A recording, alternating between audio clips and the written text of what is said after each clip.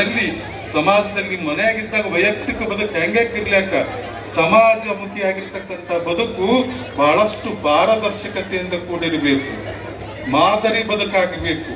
ಅಂಥ ವೇದಿಕೆ ಬಗ್ಗೆ ಮಡಿವಾಳಪ್ಪ ಏನ್ ಹೇಳ್ತಾನಂದ್ರ, ಆಚಾರವಿಲ್ಲದವರ ಮನೆಯ ಊಟ ಮಾಡಬಾರದು.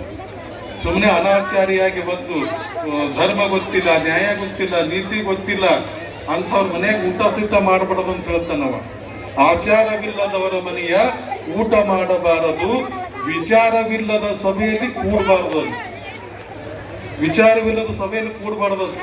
ಸಭೆ ಅಂದ್ರೆ ಗೊತ್ತದ, ಇದೇ ವೇದಿಕೆ.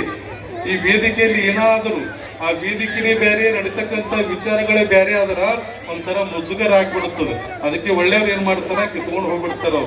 ಬ್ಯಾಡೇ ಬೇಡ, ಏನು ವೇದಿಕೆ, ಮನೆಯಾಗ ಹೈರಾಣ, ಮನೆಯಾಗ ತ್ರಾಸ, ಮನೆಯಾಗ ಕಿರಿಕಿರಿ ಅಂತ ಬಂದು ನಾವ್ ಇಲ್ಲಿ ಕುಂತರ ಇಲ್ಲೂ ಅದೇ ಹಾಡದ ಅಂತೇಳಿ ಎದ್ದು ಹೋಗ್ಬಿಡ್ತಾರ.